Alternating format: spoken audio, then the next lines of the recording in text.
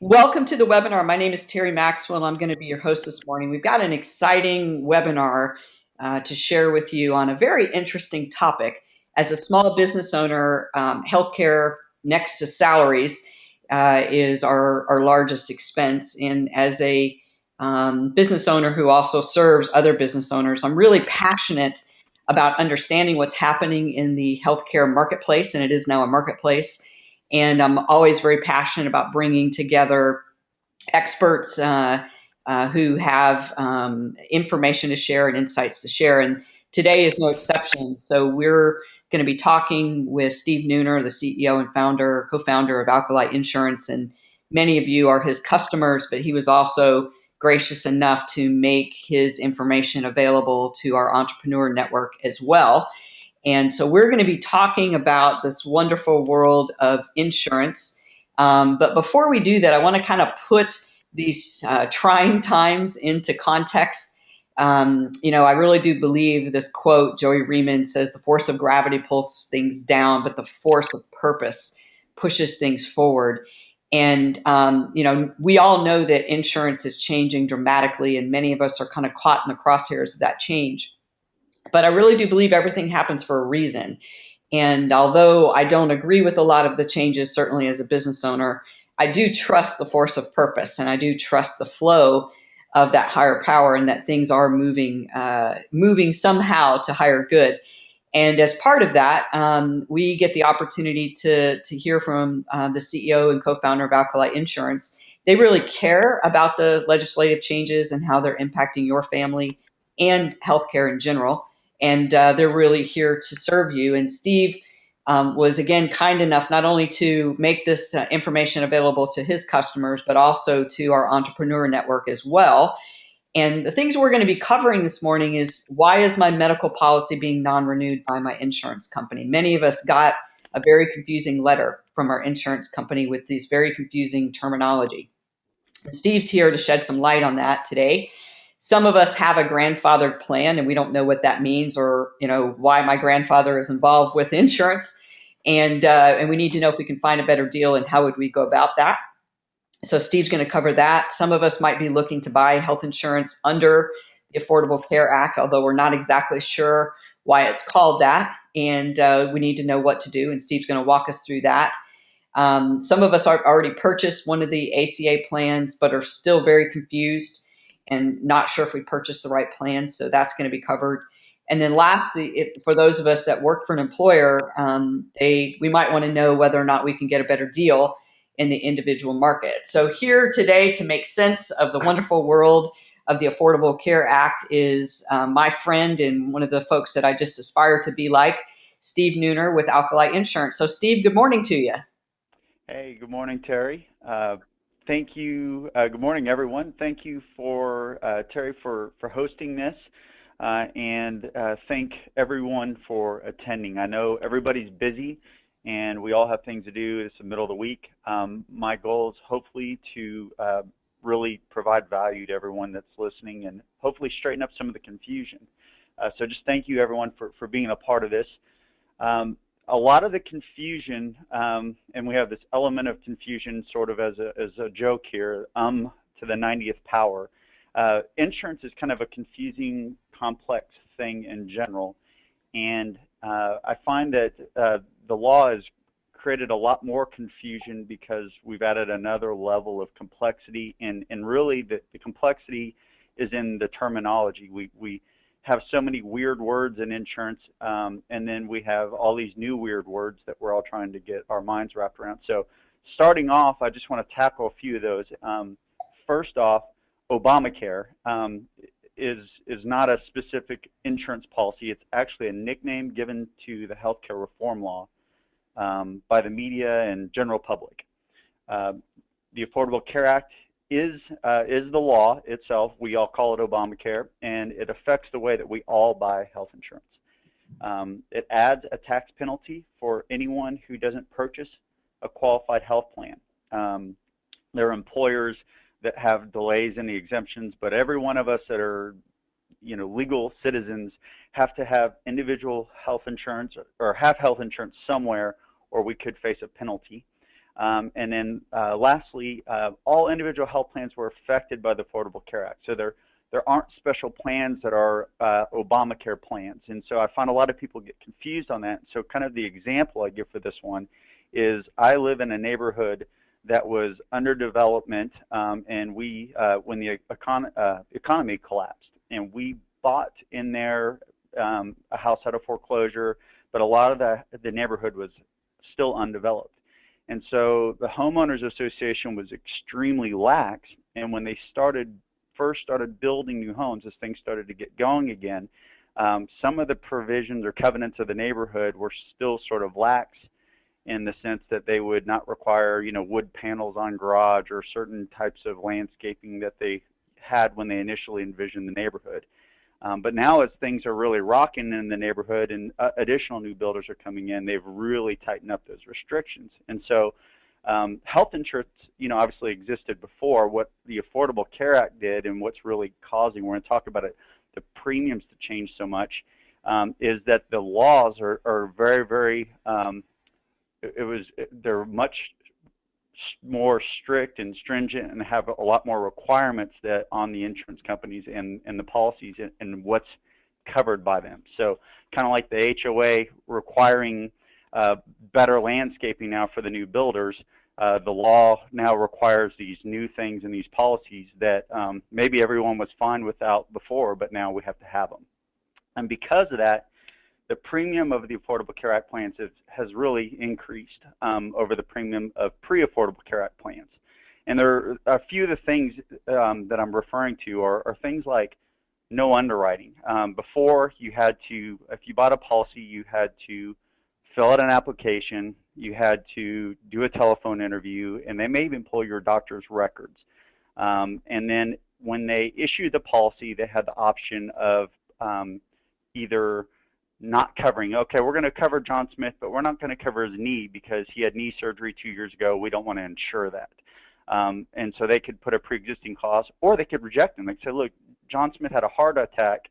We're not going to charge $300 a month, and we can't do that, so we're not going to insure him. Too much risk, denied. And so the policies now are guaranteed issue. There's no underwriting. There's no pre-existing conditions. And then there's additional things, kind of like the homeowners association, that maybe people don't care about, but things like maternity and some other covered benefits that have been stuffed in these policies and have increased the cost and because of the risk to the insurance company. So the government does currently allow people to receive subsidies if they qualify, and we'll talk a little bit more about that. The subsidies are based on your income and family size, and those are really the two things that impact how much subsidy you're eligible for. And this last point here is, I think, a really crucial one, is that you are not required to take a subsidy even if you qualify for one. So at Alkali, we've developed what we call kind of a no judgment policy, and our clients run all over the spectrum. And we have clients that, really vote with their pocketbook, and they're not going to take a subsidy no matter what because they're completely opposed to it. And I personally really respect that. We have other clients that won't do that, but then now they're looking at, well, I can't afford this health insurance, and this will save me $800 a month because I qualify for an $800 subsidy. Maybe I will go ahead and do that. So instead of getting too wrapped up in that, we have the no judgment policy, and we just want to help everyone get to the best place possible.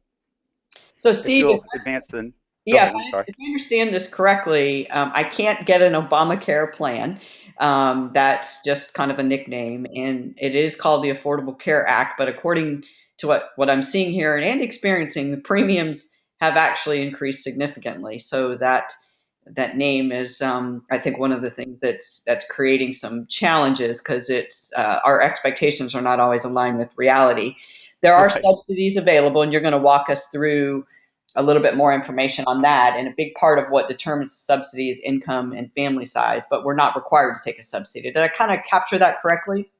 Yes. So, yeah, you nailed it. All right. So, what else can you tell us about the marketplace? I understand I hear these terms, exchange and marketplace and private insurance. What does all that mean? Yeah, and that's go back to the opening point, which is where a lot of the additional confusion is. So we have exchange and we have marketplace, we have off exchange, we have private, and so let me go through first on exchange and marketplace. They really mean the same things. When the law first passed, everyone called them exchanges, and then some brilliant entrepreneur went out and bought every .com that had the word exchange in it, and so at the last minute, the 11th hour, the government changed the terminology to marketplace. And so now we have both terms being floated out there. But really, this is the key to this is the only place that someone, a qualified individual, can receive a subsidy. So if you don't qualify for a subsidy, you know, it's a place you can shop for insurance, but it doesn't really matter. It really matters if you're subsidy eligible, and because this is the only place you can receive the subsidy. You can purchase, if you're going through the exchange or marketplace, you can purchase through an agent or a broker as long as they're certified. And so, you know, here at Alkali, we all went through this ridiculously boring, long, many hours of certification because we wanted to be able to help people. But you have to be certified in order to help someone with a policy on the exchange and receive a subsidy. And the FFM stands for Federally Facilitated Marketplace. One downside is that policy service must be handled by a navigator. So even though you may work with an agent, an agency, or you may buy a plan from a certain company, much of the policy servicing is initiated by a navigator, which is basically a federally appointed entity to help be the middleman on these types of issues. Health and Human Services also reserves the right to review your IRS records annually to redetermine your subsidy eligibility. And I'll talk a little bit more about the consequences of that, but it's just one more thing you have to be aware of because when you take a subsidy, if your income changes or your dependents change, the things that impact your subsidy, that can affect your subsidy, and if you receive too much or too little, there's tax consequences to that. In regards to off-exchange or private plans, this is very similar to the way that we're used to buying insurance before. You can either purchase through an agent, a broker, a website. You can buy from the insurance company directly.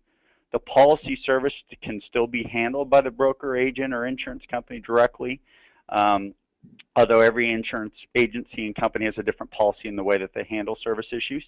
And I say no additional government involvement because, again, the policies are still under the more strict HOA rules or whatever. There's more requirements on the insurance companies on what and how they have to operate and what policies they have to offer.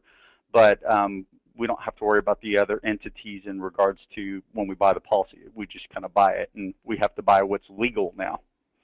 So there are lots of options available, different choices, and a big part of what you're going to try to do today is to help people kind of navigate the choices and the decisions that need to be made and the factors that kind of go into that. Is that correct? Yeah, we're going to try to clear that up, and then we'll talk about that at the end, but we're going to also give people some handles on, you know, what to do next once we've hopefully cleared up some of the confusion around what's going on, what the health is going on. Thanks for the shift here. So the general ACO overview here, I mentioned this or alluded to this earlier, but you'll see with the plans, whether you're on or off the exchange or marketplace, the plans now are identified as bronze, silver, gold, or platinum plans. You don't see too many platinum plans because honestly, they're just not very affordable.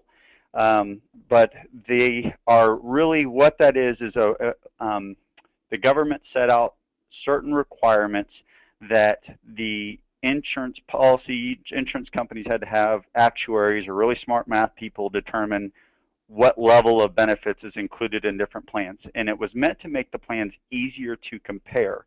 And it's maybe made it a little bit easier, but there are a whole bunch of things that aren't considered in that analysis that could really, really burn people. And I'm going to talk about that. So although it did help a little, you don't want to put all of your weight on just choosing a bronze, a silver, gold, platinum plan.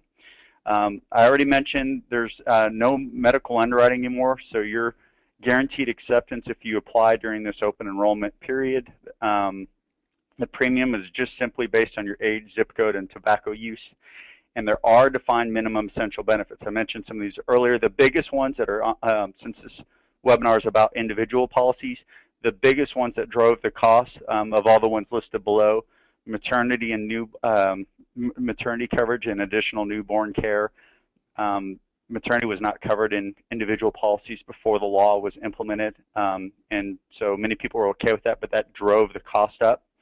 Some mental health and preventative care has all driven the cost, and the requirement that you cannot sell a policy that costs more than $6,300, or excuse me, that has an out-of-pocket limit of higher than $6,350. There are exemptions available for people for not buying health insurance and not receiving a penalty. You can avoid the penalty potentially if you go through healthcare.gov and apply for one. They're really hard to qualify for. Basically, you know, they're things like if you were homeless, evicted, if you're facing foreclosure. There's a lot of documentation required, so there is a potential exemption from the penalty. But or if the health insurance of the lowest available plan costs more than 8% of your modified adjusted gross income is another way. So again, exemptions are available from the penalty for not buying health insurance, but quite honestly, they're very, very difficult to qualify for. And so kind of moving ahead here, now we're going to kind of shift gears a little bit and talk about some of the different groups of people that are being impacted with all the change. And everyone's kind of impacted differently because healthcare is so personal. But there are thousands of people right now, and that's why, again, I really appreciate you helping us put this webinar on, but that received a letter. Blue Cross and Aetna in particular, which are two of the biggest individual health insurers, have non-renewed a whole lot of plans.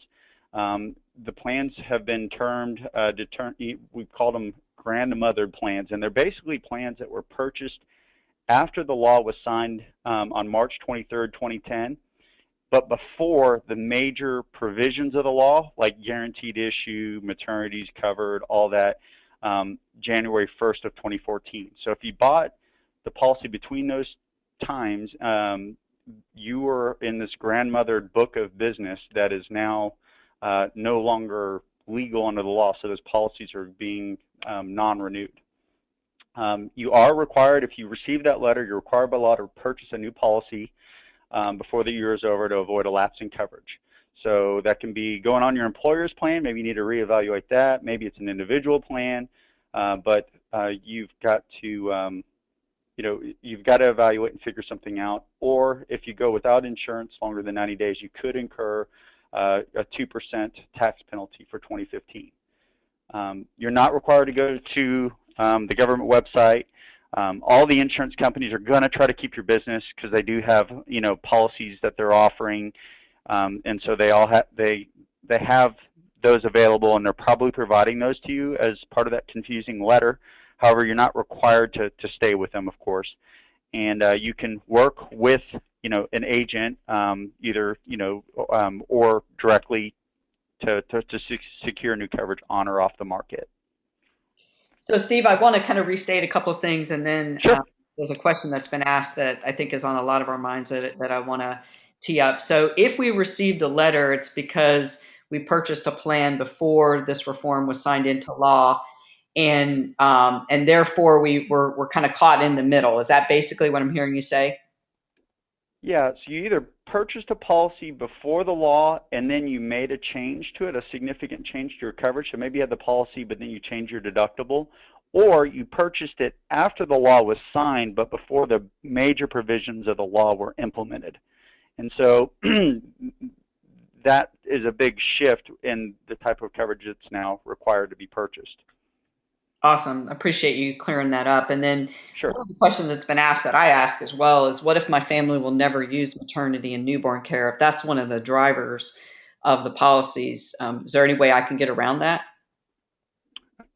I wish. I mean, because we have many clients at Alkali, you know, that is impacting, is driving the cost. But no, it's a required coverage now under the Affordable Care Act, which is, again, something else that's driving the increase, you know, in the rates. Awesome. Another The question. new HOA rules. The new HOA rules, I know that, and that HOA is a good analogy. Another question that's been asked related to the slide is 8% of MAGI. What if you're ending or starting the year unemployed? Um, yeah, so you may possibly, I mean, again, if you go to the healthcare.gov, you can try to apply for an exemption. Um, and it kind of depends on your length of unemployment. There's a number of factors that go into that, but you basically, the requirements that you're not uninsured longer than 90 days. That's the key. That's the one thing we've got to know is we can't be uninsured for longer than 90 days. Right. That's where penalties start to kick in. Plus, so if that is your case, then you want to go and find out if you qualify for it or not. And if you're unemployed, we have 2% as a tax penalty. There's a minimum penalty, um, and you may qualify for other types of things depending on how long you've been unemployed. You could potentially your children could get chips, or you could be eligible for Medicaid. So it's kind of a very complex conversation. You probably want to talk to someone knowledgeable. You could maybe talk to one of our consultants, but definitely try to apply for the hardship to see if you can at least avoid the penalty. Awesome. And then what's with this grandfathering thing? Help us understand that. So grandfathered, when before the law was passed, it was big news. President Obama said, if you like your plan, you can keep it. And so there's a number of people that had bought plans before the law was signed into into effect. And so those are considered grandfathered plans because they existed and the people have not made significant changes to their plans, and the insurance companies keeping that grandfather book of business alive. Because again, you could have a plan that you bought before, but Blue Cross, I'll use an example, because they haven't done this, but if they decided that it's too difficult and unprofitable for them to continue to manage this extra block of business, they could eliminate grandfathered plans. So as long as the insurance companies allow it, if you bought the policy before March 23rd, 2010, you are considered grandfathered if you haven't made major changes. So what that means is you're protected from the Affordable Care Act.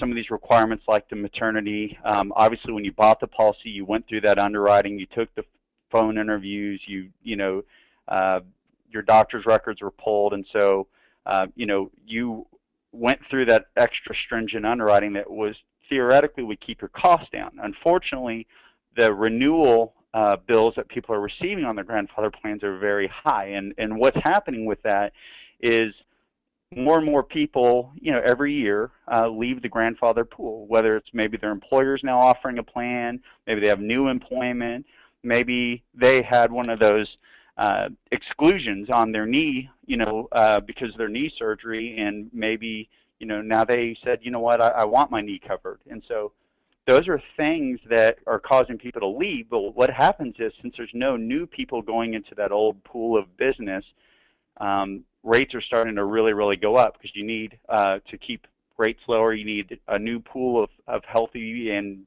people going in, and then you need people going off the plan. And so all you have left is a smaller and smaller pool absorbing these claims as we all get older. So the carrier still considers, medical and rate determination on these old plans. And so really anyone on this plan, it really becomes a math exercise for them. So if you're on a grandfather plan, you're allowed to keep it. It's really just a math exercise, and what are you going to get for the benefit through a new ACA plan versus keeping the grandfathered, and do you want to keep hanging on to that or not?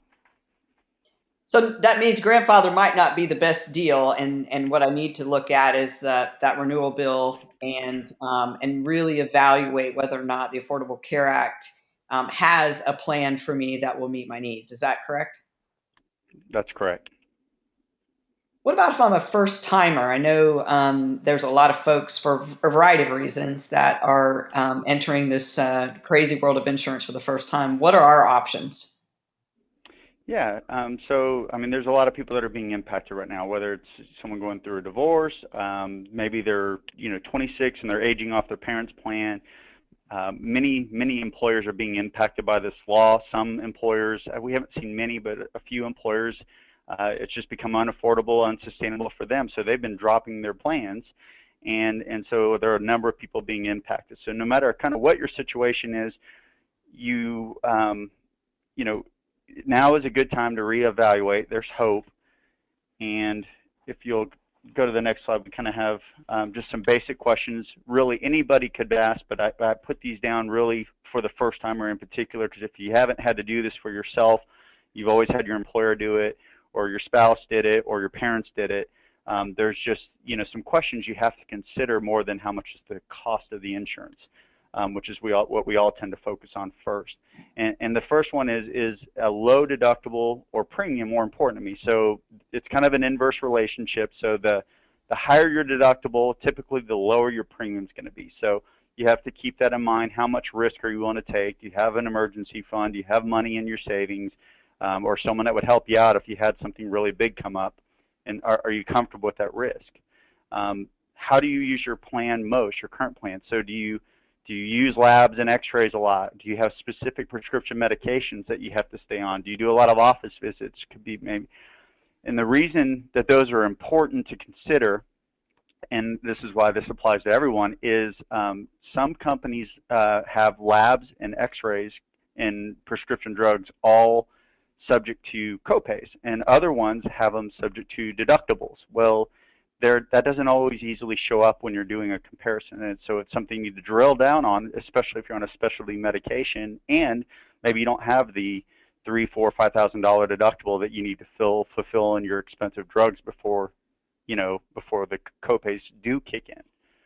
So and then this third one, huge mistake I'm seeing people make is not checking networks. They say, well, my employer plan, I've always had Blue Cross, or not Blue Cross, let me use, because Blue Cross has done, let's say Aetna. I've always had Aetna, or I've always had United Healthcare, and so I know that my doctors take that insurance. Well, the plans that are being sold in the individual market, if you're leaving an employer, may have a different network, and likely do, especially if you go on the exchange. On the ones on the exchange, many of them have very limited networks of doctors, and that might be okay with you, but don't make the assumption just because the insurance company, the brand, you recognize that it's the same network, because we had a couple of people, one we were able to help because it was still open enrollment last year, but they bought a plan, and they were one of our team members' mothers,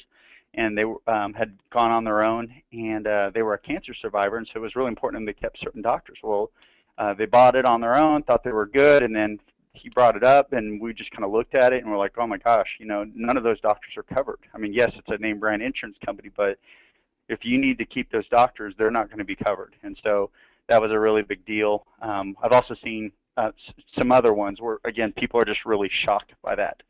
And then the last one is, if you're buying from the exchange, are you open to buying on the exchange and to save money? Because if you either know that you make enough income that you're not going to be eligible for a subsidy, then maybe it doesn't matter. But if you're kind of in that gap where you could qualify for a subsidy, are you for it or opposed to it?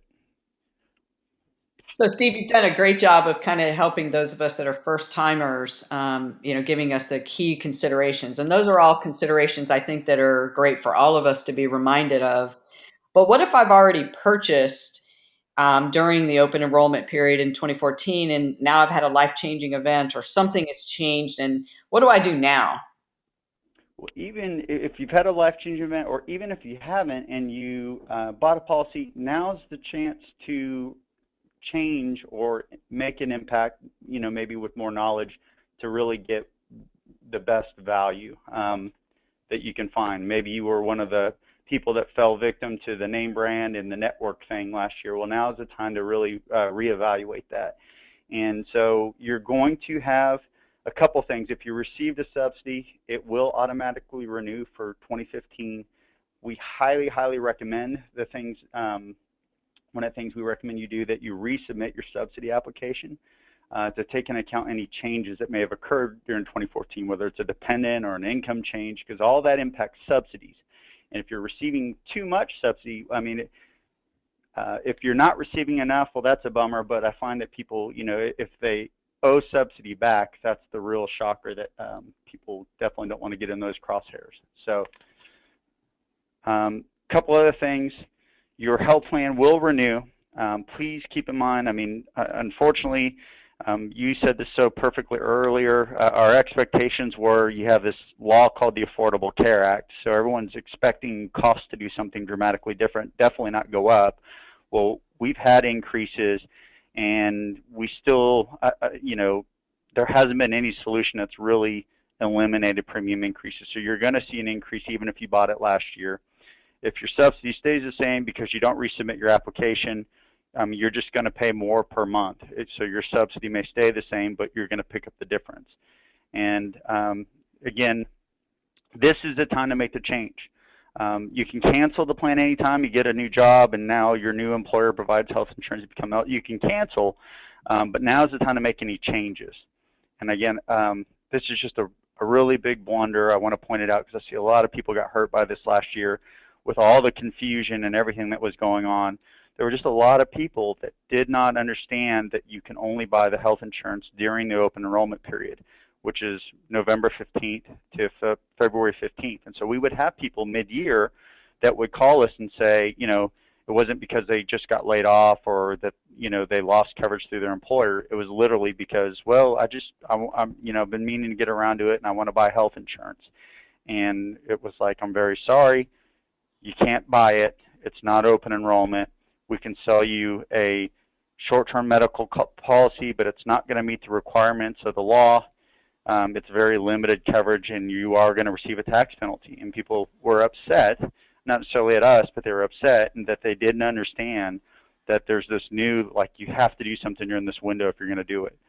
And then the last one here is just another little, thing where I see people are confused, or you could have a potential blunder, is that, if you want coverage for the first of the next month, you have to do something by the 15th of the prior month.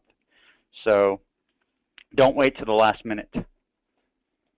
So this open enrollment period that we're hearing so much about in the media is really important to us, and it's not just and we might ought to pay attention to it. We really do have to pay attention to it, and make some decisions. And I think this is good, whether we got one of those letters or not. I think it's a really good time for all of us to catch our breath and kind of evaluate what our options are, because it has changed a lot. What was promised was changed. What was marketed was changed. Even what they talked about 3 to 6 months ago has changed. And one of the big things I think it's important is for those of us that are part of small businesses, this Affordable Care Act has had a huge impact on small businesses. So what should people do if they work in a small business and that business is being impacted by Obamacare? Yeah, well, we, as you know, serve a lot of small and emerging businesses, middle market companies, and this is not just individuals that it's impacting, although the individual market this year with all the policy cancellations is maybe the most impacted. But employers are impacted every year. Rates are going up. Some of the new requirements on the law are driving premiums up, and more cost shifting is occurring, where employers are either having to raise the deductibles or they're having to push costs to the employees, and so cost is going up. And so now is the time really to evaluate your employer plan and say, okay, is this the best deal? Typically, people are going to find very often, because the employer makes the largest contribution typically to the employee. A lot of times your best bet will be the employer for yourself, but really it becomes, again, a math cost-benefit exercise of what to do with your spouse and dependents. Unless your spouse is employed, then that's another, but you have to, now is the time to evaluate all that. And so I put on the next slide just a little diagram together, because this is kind of complicated because it involves a number of things. And, we did our best here to make this as clear as we can with this diagram, but I'm definitely not an artist. I'm an insurance agent. So on the top left corner, the key to this whole scenario here is if your employer's plan has its open enrollment between November 15th and February 15th, because it matches in the bottom left the marketplace and exchange open enrollment. If your employer's plan is enrolling during that time, you're great. You can evaluate, no problem. You can make the changes during the open enrollment of your employer. You can go ahead and sign up for the, one of the plans either on or off the exchange through an individual agent. Now's the time to do that. And it may benefit you depending on how old you are, because that's really what determines a big part of the rates now. All of that can impact, so it's worth consideration. However, if you work for an employer that still has a open enrollment plan, open enrollment period for their plan that is between February 15th and November 15th, and there are a lot of employers out there still that are on that cycle, voluntary cancellation is not a qualifying event. So if something out on the marketplace or through an agent looks cheaper and it's May and your plan's having its open enrollment, it's not considered a qualifying event. So don't drop your employer's plan to try to buy one of these policies, because you're not going to be, it's not considered a qualifying event. You're not going to be qualified. You're going to be locked out, and then you'll end up uninsured and with a penalty. So the big thing is, if you have dates between February 15th and November 15th with your employer, you want, and it is cheaper for you, you want to raise that concern to your HR department or whatever and try to get them to start considering making a change. And again, there are a lot of employers that are still on those old date cycles. And just to clarify, Steve, if I have a job change, that is a qualifying event, and so I whatever the open enrollment is of the new job is really what I'm going to be looking at. Is that correct? Right. So if you switch employers during that locked out phase, that would be a qualifying event. But I'm saying if you're with the same employer and the plan renews in May, okay, that is not a qualifying event if you're still with the same employer, you're staying with the same employer, and you have affordable health insurance under the law offered to you. So you can't just go buy an individual policy at that time because you think it's cheaper, because really the market's shut down except for people that have qualifying events. So if you haven't had an employment change, then just not wanting to stay on your employer plan is not considered a qualifying event under the Affordable Care Act. Excellent. Thank you for that clarification. And then what about if I'm on COBRA and I drop COBRA? Is that considered a qualifying event? If you've elected COBRA, the way the law is stated is you have to exhaust your COBRA. When your COBRA is exhausted, then that's when it becomes a qualifying event for you, because then that's the loss of coverage. Now, if you're in that interim period where you can evaluate between taking the COBRA and taking a marketplace or ACA plan that you bought on your own. But once you've elected the COBRA, then you're in that coverage until it's exhausted, and then you have the qualifying event. So you get kind of two shots at it. Oh, that makes perfect sense. Thank you. So you've told us a lot about what to consider. What other advice do you have for us in this crazy new world that we're living in with the so-called Affordable Care Act? Yeah. Well, I don't like to be negative. You know me really well. I tend to, glass half full, or however you want to look at it. But really what I see in this is really there are things that I want to advise everybody what not to do. And then everyone that's attending, we do have something, a DIY guide we'll be providing. We want to give people handles on what to do. But to me, the what not to do is the more detrimental things. So I want to hit those while we're all together. And the first one is don't panic. I find that when people rush or they panic, they can make a bad decision. And so, you want to try to stay calm and make sure that you stay in a position where you can evaluate. And I get fully that this is an emotional deal. This has impacted my family directly. This has impacted so many of our clients. It is the worst thing. We love our clients at Alkali. The worst thing about this for us is having to deliver this horrible news that, oh my gosh, your rates went up, $400 a month, $800 a month. You were barely affording it before, and this is the best available. I mean, there's nothing worse than having to deliver that news. And I get how it's emotional, but I find when we get emotional, we tend to panic. And what I don't want is someone to leave, make a bad choice out of the panic. The second one is don't procrastinate. it hasn't been big news because of Ferguson and the immigration stuff, but there are technology issues happening with the exchange. We're dealing with them. It's been very difficult to serve people because of technology issues. Also, the 15th is a cutoff. I mentioned this earlier. For the first, if you want your coverage to begin the first of the following month, so if you want your coverage to begin January 1st, you have to have already signed up by February 15th. So don't procrastinate. Wait till the last minute, and then there's a technology issue, and then your coverage, you're going to go a whole another month without coverage. Third, don't buy a plan based just on price and metallic tier. Again, it was meant to make it simpler. In some ways, maybe it did a little bit. Hey, these are all silver or these are all bronze plans. But network is huge. I mean,